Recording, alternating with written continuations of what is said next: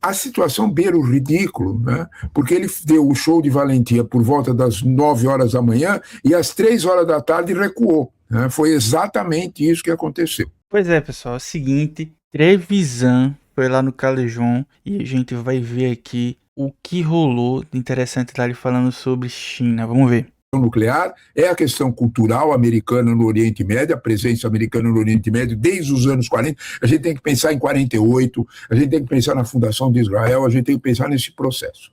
Né? E é um processo que tem um resultado atípico da Segunda Guerra Mundial. Os dois lados... Só um detalhe, né? Eu falei China, mas para dar o contexto geral, o contexto é a guerra do Irã, tá? E aí vamos ver o que ele vai falar em relação à China também, a Israel, a Irã, Estados Unidos, todos esses agentes aí que estão envolvidos, uns diretamente, né, na guerra e outros diplomaticamente, como é o caso, mais diplomaticamente, como é o caso da China. Estavam ganindo vitória, os valentões do bairro mostrando sua força. É exatamente isso dos dois lados. Né? Principalmente do lado americano, que pretendia dar uma espécie assim de show de valentia, como ele mesmo disse, né? A situação beira o ridículo, né? Porque ele deu o show de valentia por volta das 9 horas da manhã e às 3 horas da tarde recuou. Né? Foi exatamente isso que aconteceu. E aí o pessoal chama o Trump de quê, pessoal? Chama de taco, né? Eu não sei se eles falam taco, não sei, mas taco, que é Trump always check it out, que se você for traduzir ao pé da letra, eu acho que não tem pé da letra, né? Mas seria como o Trump sempre amarela, né? Não tem como traduzir chicken out como que chicken é galinha, né? Não tem como traduzir ao pé da letra, mas seria o Trump sempre amarela. Ele dá um passo pra frente e dá dois pra trás. Um passo pra frente e dois pra trás. Em tudo, né? Em tudo. O Irã ficou na sua. O Irã mais ou menos devolveu e ficou na sua. Né? É bastante provável que entre as 10 da manhã e as 3 da tarde, né, telefonemas na Casa Branca se sucederam, tanto dos árabes moderados, o que você está fazendo, como o telefonema que eu acho que funcionou mesmo, né, que foi da diplomacia chinesa dizendo para por aí. Né, e eu acho que aí parou. Né? O que a gente consegue perceber, né, é que essa demonstração de valentia, ele insinuava, era o grande ensaio da declaração formal de acordo, que está sendo muito pressionado, principalmente pela China, mas não só. Né? O mundo inteiro está interessado em devolver o petróleo pelo menos para $90. Isso daí que ele falou do interesse da China, gente, a gente vê isso aqui, por exemplo, quando fala que a China é o maior importador mundial de petróleo, certo? E fala, suas refinarias independentes são o principal mercado para o petróleo iraniano, que é negociado com um grande desconto graças às sanções dos Estados Unidos, certo? Então a gente vê que um dos interesses da China é a questão do abastecimento de petróleo, né? Né? Um dos interesses também é a influência no local, né? Obviamente que a gente não pode esquecer que a China tem seus interesses de influência, né? De geopolítica, como qualquer país tem. Então, assim, foi um impacto muito grande na China. Muito grande, muito grande. Não ao ponto do país ficar, prejudicou o país. Ela consegue outros mecanismos, mas ela tem uma grande parcela do petróleo é de lá, né? Por isso também, por exemplo, que os Estados Unidos quis afetar o Irã para tirar a influência. Ele também fez aquilo na Venezuela para tirar a influência da China na Venezuela e também para impedir o comércio com o petróleo, que eles também compravam de lá, né? Da Venezuela. Por isso que aconteceu tudo aquilo. Nada é à toa, né? Que os Estados Unidos fazem.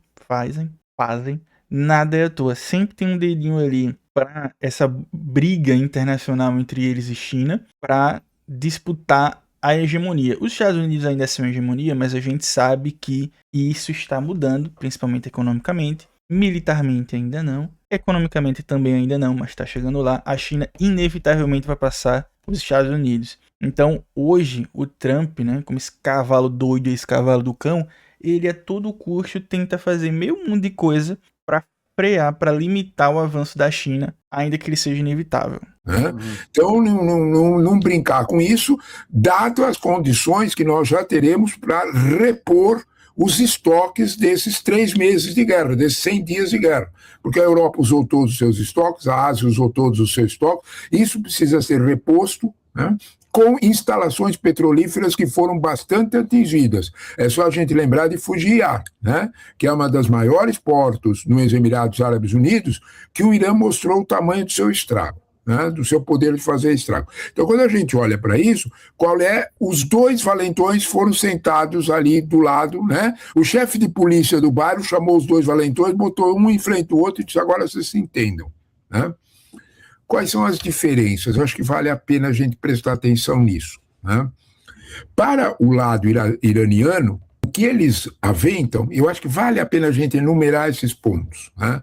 Eles apontam 3 situações básicas. Primeiro, né, fim do bloqueio naval imposto pelos Estados Unidos aos navios iranianos. A Marinha Americana se retira dali, né, tanto de Hormuz quanto do Estreito de Omã.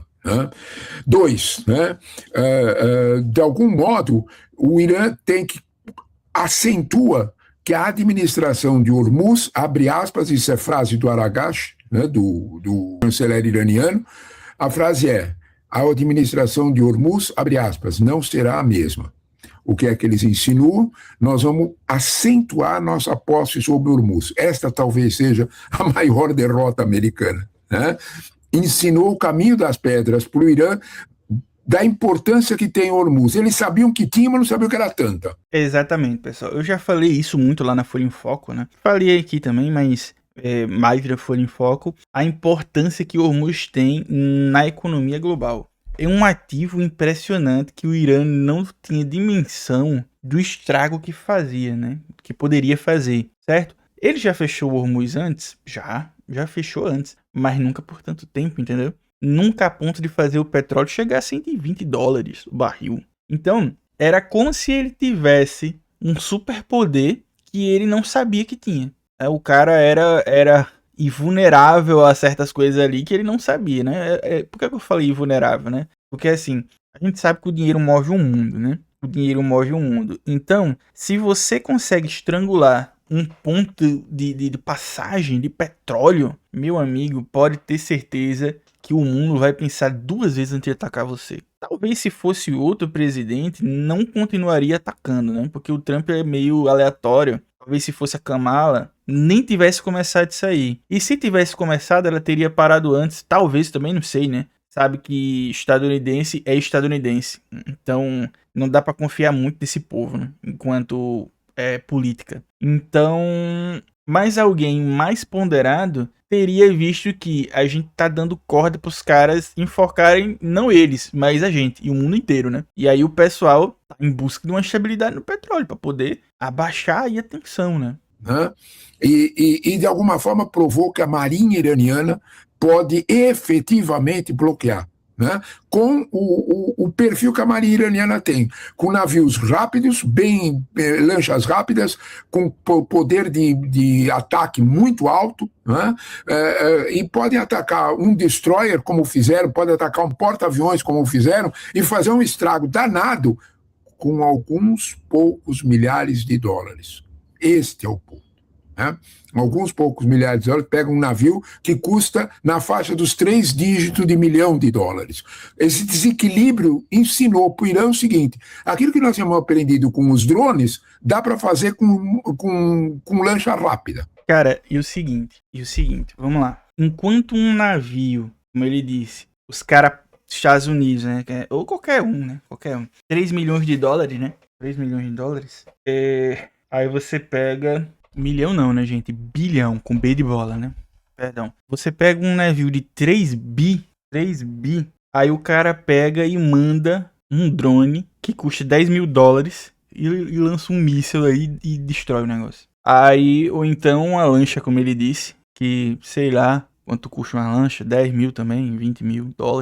Uma lancha suicida, né? Pô, se joga lá, se choca e destrói. É totalmente desproporcional essa guerra. É assim, por isso que a galera olha assim pro Trump e diz que ele é um imbecil, né? Porque você não troca, bicho, um navio de guerra de 3 bilhões. Você não vai perder ele pra um drone de $10 mil, pô. Completamente desproporcional, sabe? Aí, assim, quando você vai ver a guerra, tem avião, pô. Avião não, né? É caça sendo abatido por drone, pô. Caça também $bilhões.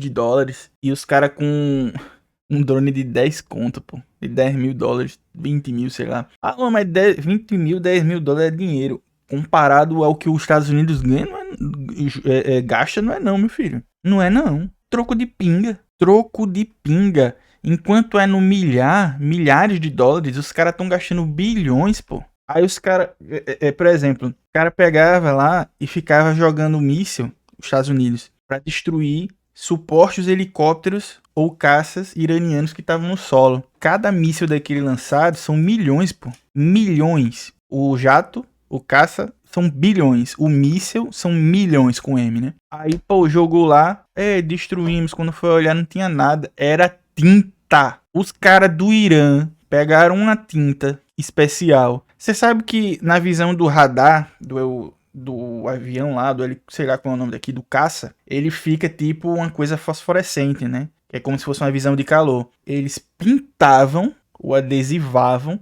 Era tática de Looney Tunes, tá ligado? Era tática do Papaléguas, pra despistar o coiote. Assim, absoluto Looney Tunes, pô. Aí os caras gastavam um balde de tinta, ou então imprimia uma imagem 3D. Uma imagem 3D não, né? Que não existe imagem 3D. Imprimia um negócio numa impressora lá, botava, colava o adesivo. Aí os caras jogavam no adesivo que custou 10 conto. Aí o cara perdeu uma bomba de 1 milhão de dólares, sei lá. Assim, é totalmente desproporcional. Os caras estão gastando muito, pô. Gastando muito. Não tem quando. É por isso que agora assinou o acordo de paz, né? Assinou o acordo de paz, que ninguém sabe até quando. Mas é coisa de maluco, pô, que o Trump tá fazendo. Totalmente maluco. Em outras palavras, Hormuz vai passar a ter um outro peso para o Irã.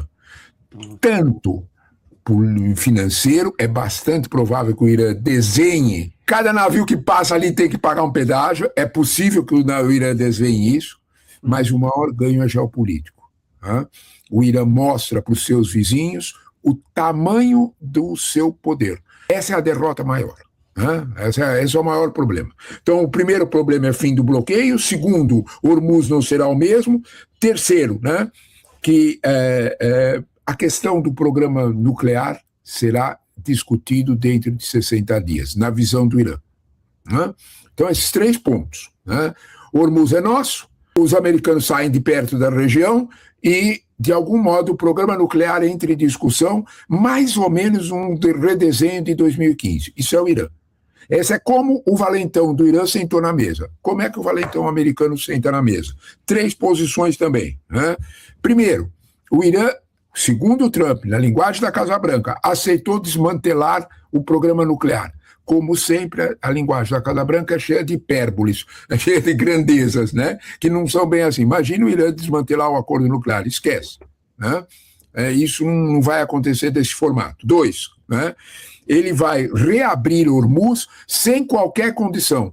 Convence as lanchas rápidas. Acho que não vai ser por aí. E o terceiro, é o que talvez seja o mais possível de ser oferecido como uma cantilena de acordo, é o desbloqueio da grana do Irã que estão nos países árabes moderados. Só em Dubai estima-se que pode chegar a 100 bilhões de dólares. Só nos bancos do Emirados Árabes Unidos que o Irã tenha colocado. O Irã é um país que exporta para a China agora, em torno de 3 a 3 milhões e meio de barris dia.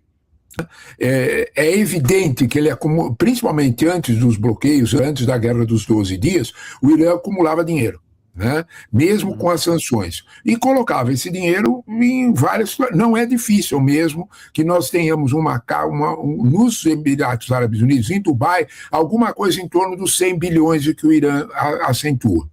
E aí a gente segue vendo isso, E eu não sei onde é que isso vai parar, se vai parar, porque até o momento o que a gente vê vai ter um acordo de paz, volta atrás.